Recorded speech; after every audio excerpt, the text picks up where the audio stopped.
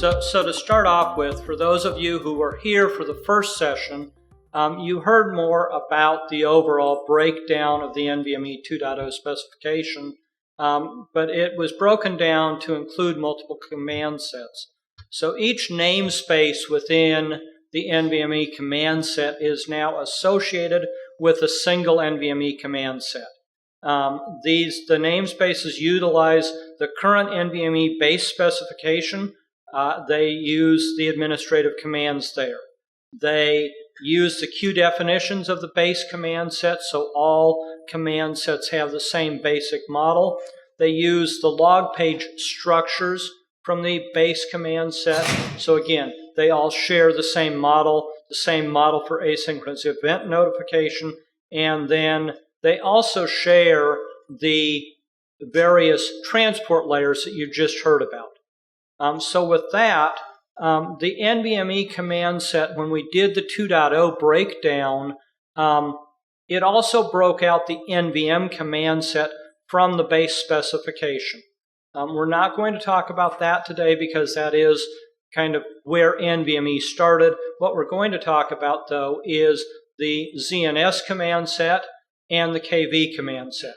So at this point, I'd like to turn it over to Matthias, who is the leader who has really driven the ZNS command set, along with a lot of other NVMe people.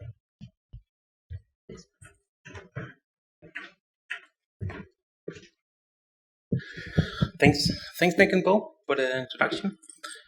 I think, first thing is that this has been a team effort of many companies and participants. So I've been lucky to be part of the group that we kind of created this, but it's been all of us. It's kind of been many that's been involved in it. So why zoned namespaces? So one of the things we have with SSDs today, and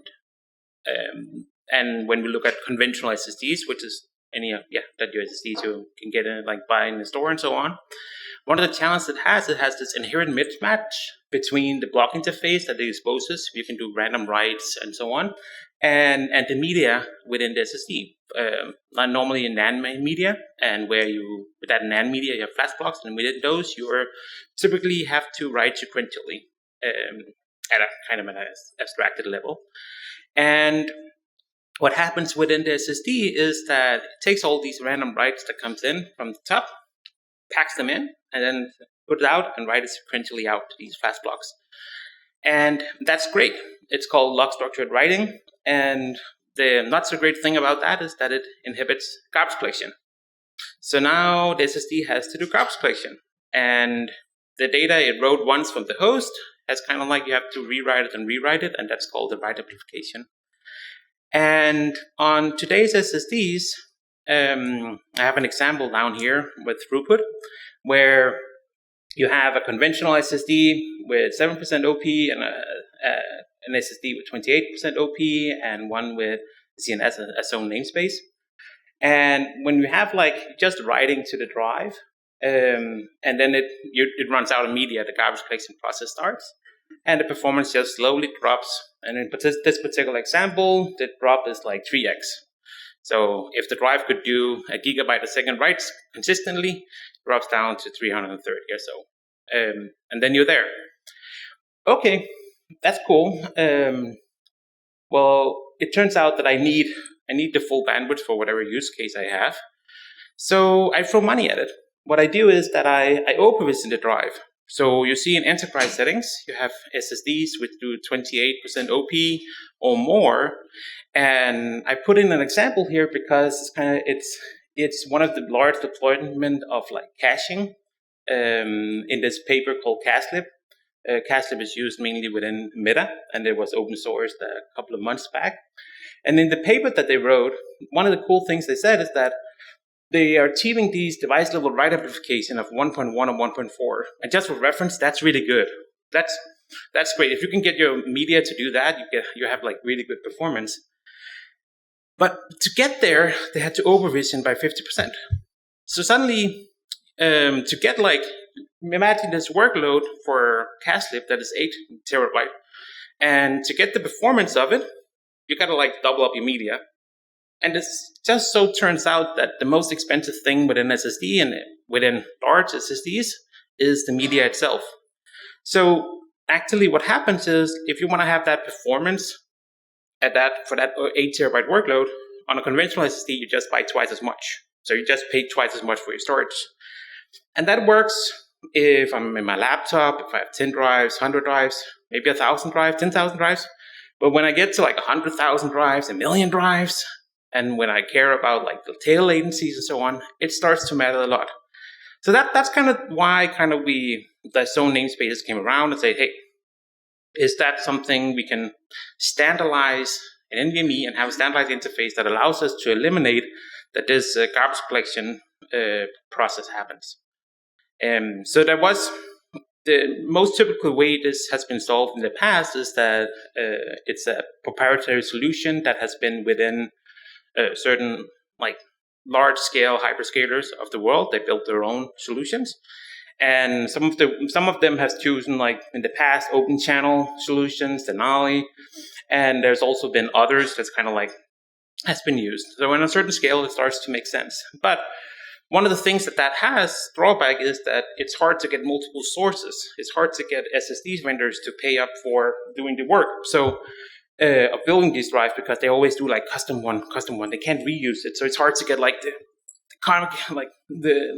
the more and more drives to buy, the cheaper they get. But if everyone is a single SKU for each one, you're leaving the customer and the vendors kind of leaving money at the table because they both have to put in extra work. So this was kind of so ZNS, so namespaces was kind of like, okay, let's go define a common implementation for these. We see there is these characteristics of these solutions. Let's go standardize for that. So this work began in late 2018, and it took roughly 1.5 years for us to have the ratified specification. And it was just the bare minimum of kind of saying, these are the things you want to have, so we want to build on it and continue. So we got that in, and so that was done like June 2020. At that point, the refactoring was still going on. So the real specification that was released like in June 2021, but the TP has been available before that. So while it's great that Zoned Namespaces is great, but one of the things that it requires is that the host software needs to change.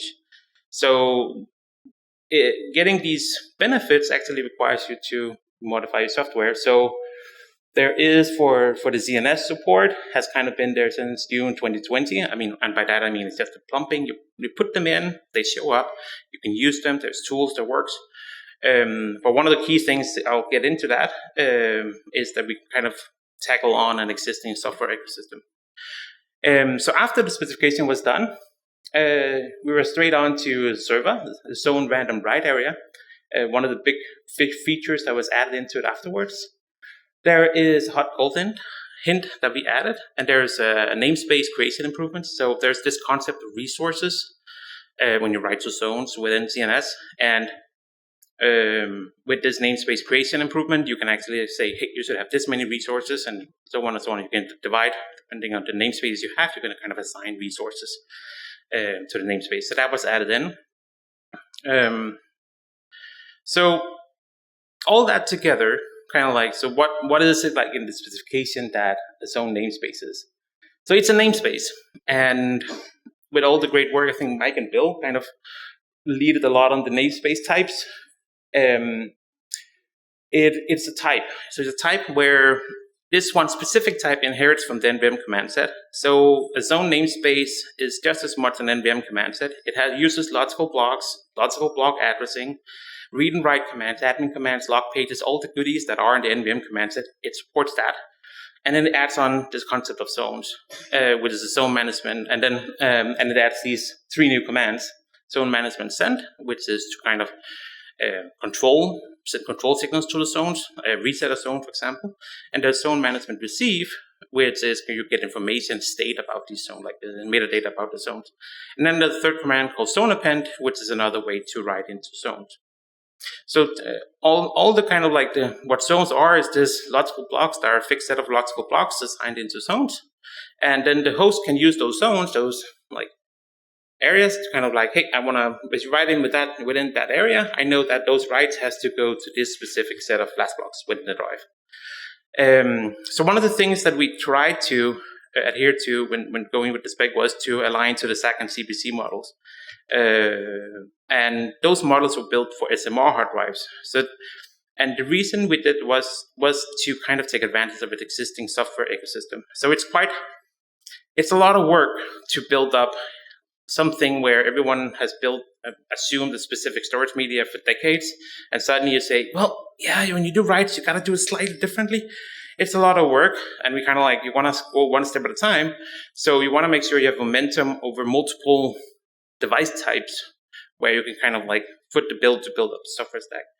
And one last thing I want to say about like this namespace types is that an SSD or an NVMe device can support like both conventional namespaces and zoned namespaces and KV namespaces simultaneously. So you could have an SSD where you can make it conventional if you, let's say, you don't have anything, just want to use that as a conventional drive, but then you have your set of applications. You can go in and resize or delete that conventional namespace, and you can create a zoned namespace or KV namespace, and then you kind of get the benefits from those namespace types, which is a great feature, but it does, of course, require some work in the device firmware. So for the zone namespace command specification, the first thing we did, and we defined one zone type. There are, if we look at SMR, SAC and CPC, there are more zone types, but here we just like defined one just to get started and so on, but the specification itself supports more. So this one we defined was the sequential write required. So that zone type, which essentially says you've got to write sequentially within that zone. And it just so happens that aligns with how the media wants to be written to. So that's awesome. So that's how you make that connection. And now the SSD know, hey, I'll get sequential writes and I can write down to here and match it into that flash block. Then there is kind of like, well, when you open a flash block, there are some resources associated to it. Okay, fair enough. So there's a resource. So we added in the concept of resource to zone namespaces, which became the state machine. When a zone can be empty, it can be partially written, open, or it can be full. And there's some other states too, but they're not usually used in practice, in where you usually at runtime, until the end of life of drive, then they start to matter. And all that's kind of come together and kind of like has built up. And here's the zone management send command. We use that to reset the zone. That's the most useful use case for it, where it goes to full to empty, so you can write to a zone again. All right, so since there is, a lot of work going into kind of supporting this, there's a lot of proprietary solutions out there which already supports ZNS, zone namespaces and devices that has that. But we also think there's a need for like an open source ecosystem. So there's been a lot of work into the Linux ecosystem, where it's like when you plug in an SSD or a device with a zone namespace, it'll just show up. There's tools where you can query it in Linux block zone. There is tools to, if you have these file systems called Btrfs, it's an enterprise file system, or F2FS with a client file system, then you can just say, point the file system to that device, the zoned block device, and it'll just work. So what that enables is that normally when you brought up zone namespace SSDs, you had this custom application, and what you see over here, which is like the MySQL and RocksDB and Ceph and so on. If the file system support in it, you just bring it up, and then the file system talks with the zoned block device. But up, it just supports the normal POSIX files APIs. So in that sense, you don't really need to think anymore about it being zoned block devices. It just works. So there's been a lot of work going towards that. That it works today, but I would probably wait 6 months until the next couple of kernel releases comes out, but then before I start trusting it with my pictures and so on. So a lot of this thing is you got that in place, and then there's a lot of work in kind of cloud orchestration. You want to have it in the cloud, and they have applications that you deploy in the cloud. They want to have access to zone storage. There's a lot of work ongoing to do that. There's a lot of work ongoing in SPDK. Where it does the plumbing. It works, of course. You put it in and you can interact with it. But there's also work on there's the CSAL host side FTL. There's interesting work going on there, which also is getting zone namespace support. And then there's a bunch of tools because you gotta, first thing when you get a zoned namespace, that drive with zoned namespaces, you gotta test it. So there's FIO tools that has native support for zones and so on, and QEMU if you want to emulate it. There's libraries if you want to develop applications like libcbd or xNVMe. So there's kind of a whole ecosystem of tools to kind of like bring it up and so on. And there's kind of like both. And so the software ecosystem here, I think the hardware ecosystem, vendor ecosystem is thriving. There is many vendors who's kind of like announcing or have announced drives that has zoned namespace support. I think there's it's slowly starting to kind of take off and kind of see the benefits of both the early adopters, which have the proprietary stacks, but also we start to see interest in having the open source stack being the foundation as you kind of build on top of it. That's all I have to say. Thank you. Bill, take it away.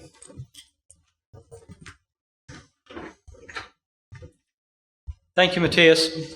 So now we'll jump into the other new command set. This is the key value or KV command set. So just to kind of level set you, along with the ZNS command set, this was also released at the same time with an initial release prior to the refactoring and then released as 1.0 as part of the refactoring. But so why do we want a key value command set? So the SSDs perform a mapping from a logical address, whatever that address is, to a physical address. If that logical address is a key, the host doesn't have to translate from a key to one or more LBAs or blocks on the device. So it reduces host compute costs for calculating mapping. It reduces the memory space for the mapping tables. It improves throughput by eliminating the translation layer. So there are some implementations coming out in the near future. I know there are some other presentations on implementations using key value coming out.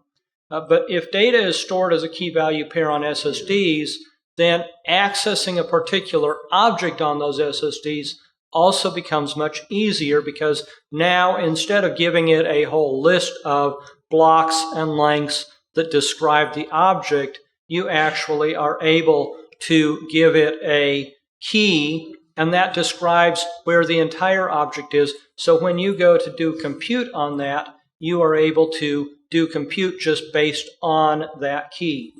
The value can be stored in flash in such a way that garbage collection is also reduced. So what happens with that is that because you delete the key, you delete everything associated with it, but it was all stored at once and therefore can all be deleted at once. So it can be stored in a single erase unit on your flash. When you delete it, you simply clear that erase unit and you don't have to do any garbage collection for the purposes of blocks that are part of different objects. So what are the basic constructs? The basic construct in key value is a key and a value. So what is the key? The key is specified in the command. It is basically the address for the object that you're trying to get at, which we're calling the value. The key has currently a 32-byte maximum length. That's due to limitations of what the submission queue entry has available for a key. It has a 1 byte minimum length and a granularity of 1 byte. So you can have 1 byte, 2 bytes, all the way up to 32 bytes. The length of the key is specified as part of the command. The length value allows for up to 255 bytes. So it is extensible in the future. We've looked at some possible ways to extend it by having the key somewhere other than in the submission queue. One of the key factors is an n-byte key does not match an m-byte key. So if you are told that you have a 4-byte key that is 00 Baker Echo, that does not match a 2-byte key that is just Baker Echo. So it gives a much broader depth of keys and values that you can store and uniquely identify. So the value, the length is specified in the command. it allows for up to 4 gigabytes within a single value. Now, one of the things is you may not actually want to store values of that size because at the moment the spec does require that your key value pair is an atomic unit, so you now have to make certain that you get the entire 4 gigabytes across your wire and stored as an atomic unit so that when you read it back, you either get all new or all old. One of the other factors is the value could be 0 length, so you can use a key value pair to just store a marker that the key value pair exists, meaning that that key is existing even though it has no data associated with it. Key value operations, there are 4 basic commands. You have a store command. Data is stored as a single value associated with the key. A couple of factors about it. It is not updatable in place. In other words, I can't say update this key and just update a piece of it. You have to write the entire key value pair. It's also not extendable, so you can't say, well, I wrote the first gigabyte and now I want to write the second gigabyte. If you want to do that, you have to rewrite the entire 2 gigabytes. So it is a complete value. Retrieve. Data is retrieved as a single value associated with a key. You could retrieve a portion of a value by specifying a length that is less than the complete value, but you cannot retrieve from the middle of the value.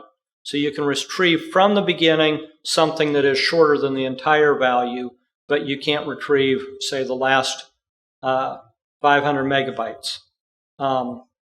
Delete. A key value pair may be deleted. This is something that is somewhat unique to key value in the fact that in block address data scheme, you don't ever delete your block address or the data that exists there. You can zero it out, but you can't actually delete that logical block address because all your logical block addresses exist. List, you're able to list all keys stored on the device. I'll go a little bit more into these. So the store command, I've already talked about the fact that it provides the ability to store a key value pair. There are options with it, which means you have an option that you may or may not do compress. You have an option to do not overwrite. What do not overwrite means is if that key value pair already exists and you try to store it again, then you get an error. Do not create. That means that if I haven't already created the key and I attempt to write it, then I get a failure. Retrieve command provides the ability to retrieve values associated with the key. Again, you have an option to decompress or to provide raw data. The size of the value returned in the completion is returned in the completion queue entry. So when you do a retrieve, in the completion queue, you get told how much data was actually retrieved.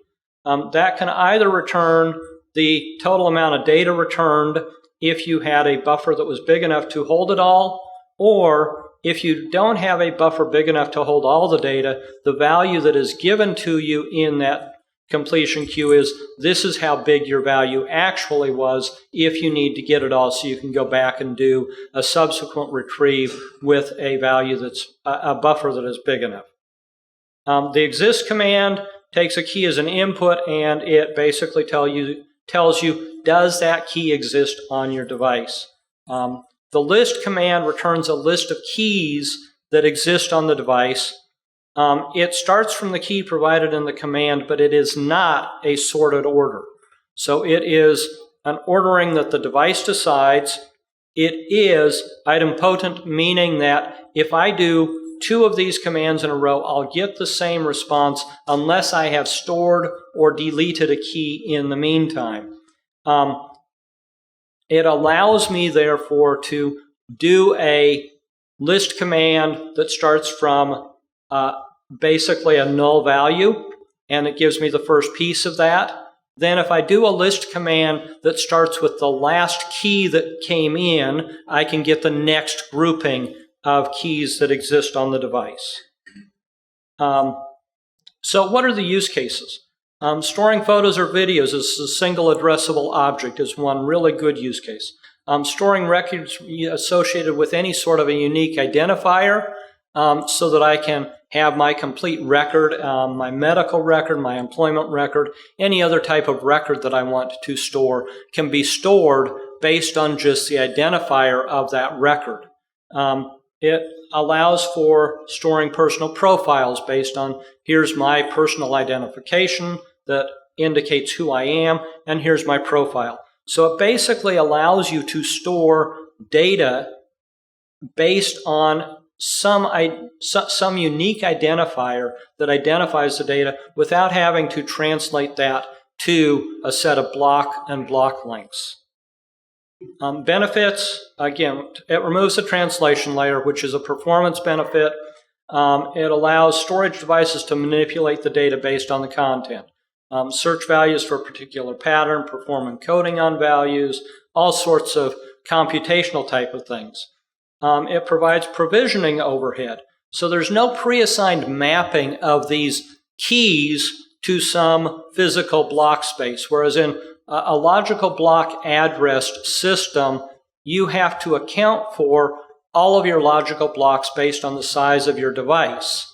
And even if some of them aren't used, you can provision your device in such a way that you don't have as much storage as you have logical blocks, but you have to deal with the mapping and understand whether or not you have used up all of your storage even before you use up all of your logical blocks. With key value, you don't have that mapping of every single value in the universe that fits in 32 bits has to be allocated some sort of location. So keys may be unique across multiple devices, so you can use unique identifiers that are indeed globally unique.